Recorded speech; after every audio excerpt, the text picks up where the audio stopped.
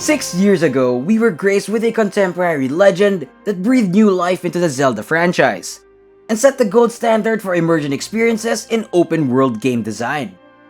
Breath of the Wild was, to put it simply, one of the greatest video games ever made, to say nothing of the impossibly high expectations of its sequel. And yet, The Legend of Zelda Tears of the Kingdom brings Breath of the Wild's legacy to new heights and surprising depths, both in a literal and figurative sense. It's something that accomplishes the unthinkable, making players rethink what is possible not just in the game itself, but also in what an amazing sequel can accomplish.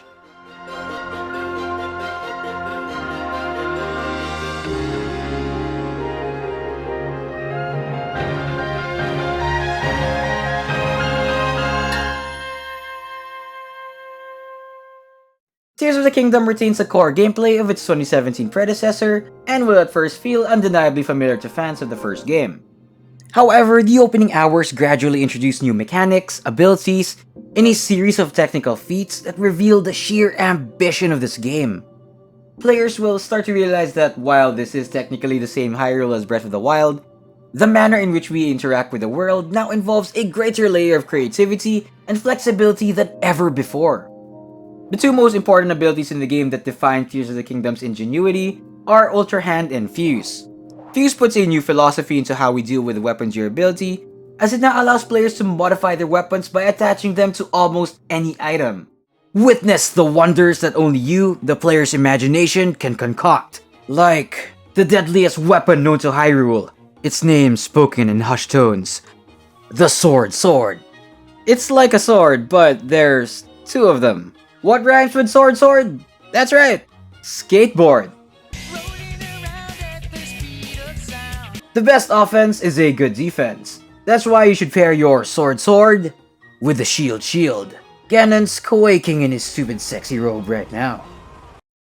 It's a system that contrasts Breath of the Wild's emphasis on resource management by encouraging a sense of experimentation with almost everything you have on hand. The game's combat system may seem unchanged on the surface, but there is tremendous excitement to be had with knowing that any materials you find could potentially be another effective option in combat.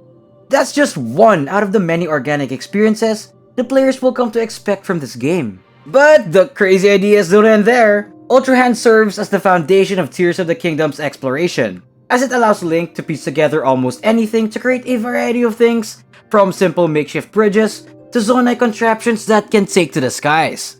Too lazy to swim? Why not just make a raft with a couple of zonai fans? Reach the cliff? You can just turn it into a flying platform to get around.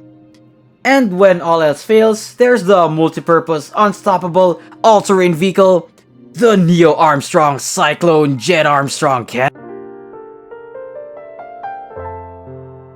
The amount of navigational freedom that this ability offers to players is insane, and it encourages you to be equally crazy as you think of new ways to traverse the game world. Link has two other abilities that he'll also obtain at the start of the game.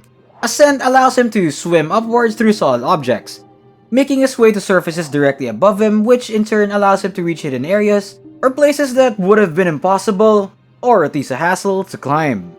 With the game now featuring more caves, Ascent also paves for a more seamless transition back into the overworld by cutting down the time spent backtracking for a way out.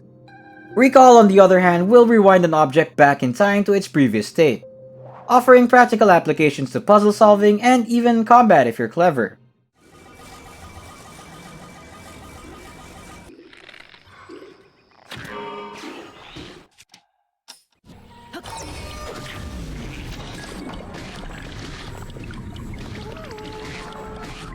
As far as exploration goes, we've dealt with time manipulation in other adventure games before.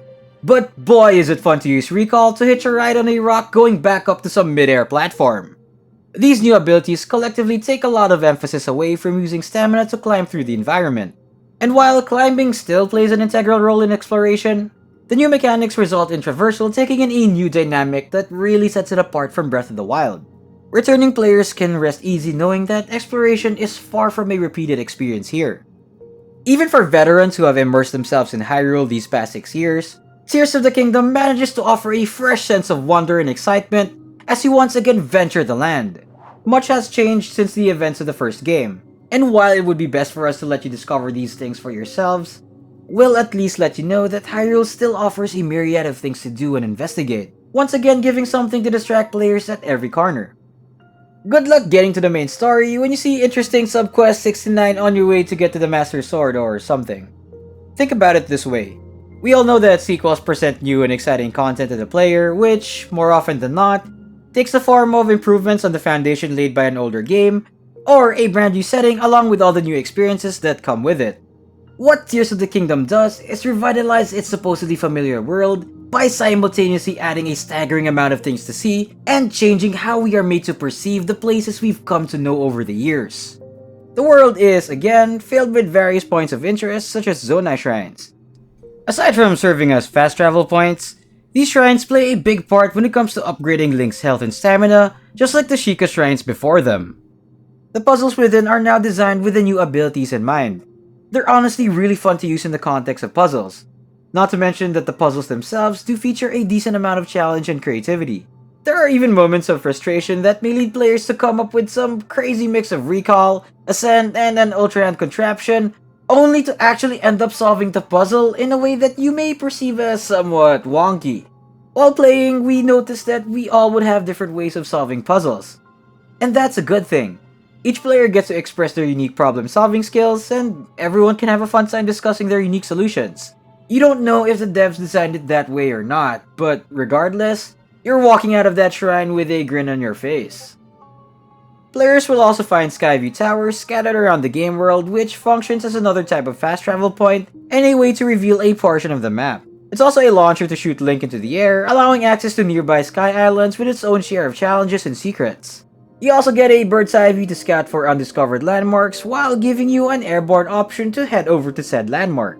If nothing else, it's a lot of fun going airborne just for the heck of it. Just remember that this isn't Minecraft, and that you will die if you land on shallow water.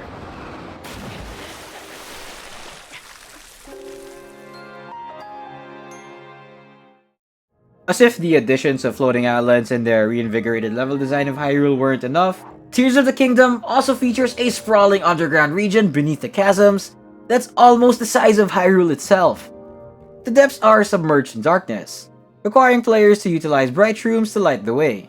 The intimidating atmosphere isn't just for show either. The region is rife with dangers, most of which could deplete your maximum number of hearts. What ends up happening is that exploration here leans into a more careful and challenging pace, one that contrasts itself with the earth and the skies.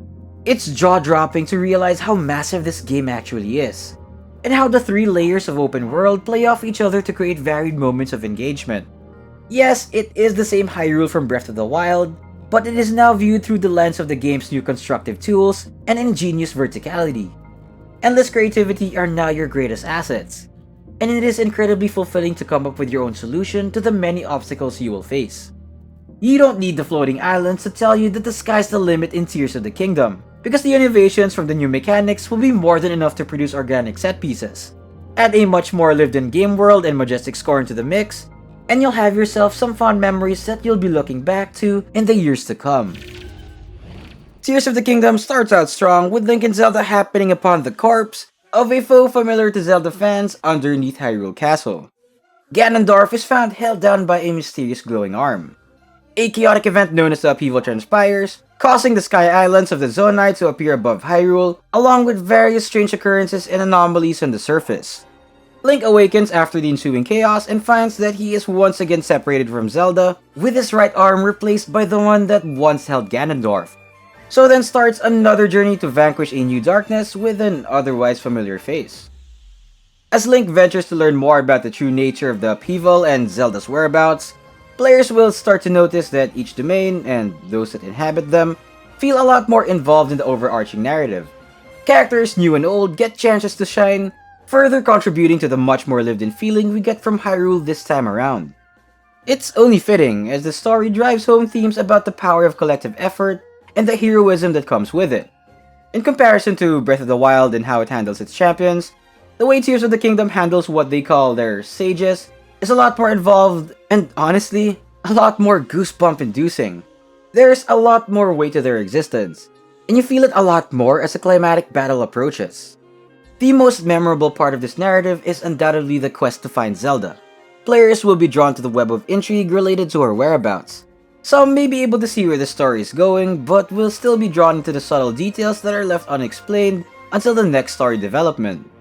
The game is very good at keeping you just right on your toes, making you beg, yeah, but how? What happens next?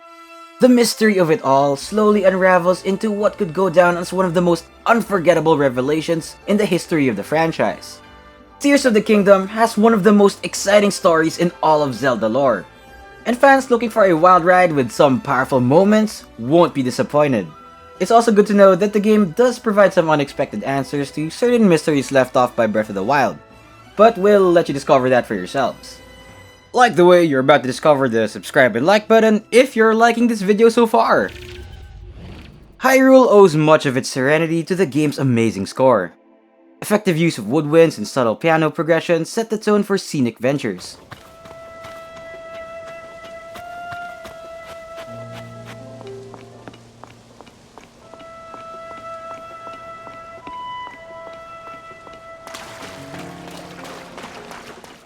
Battle music has a gradual increase of intensity with the brass and drums during the start of encounters.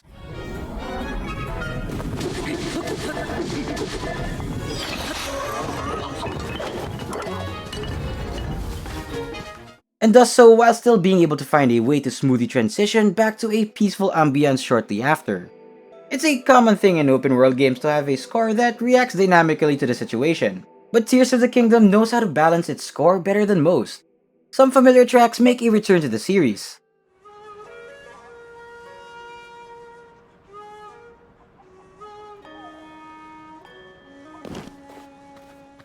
Some are unchanged, but some have also been slightly reworked for a fresh take on a recognizable piece.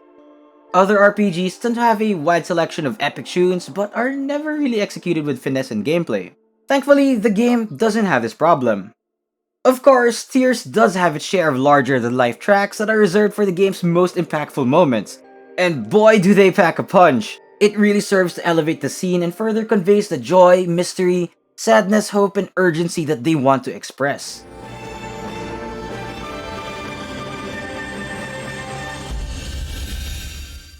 One of the advantages Tears of the Kingdom has compared to its predecessor is that it has been developed specifically for the Nintendo Switch alone.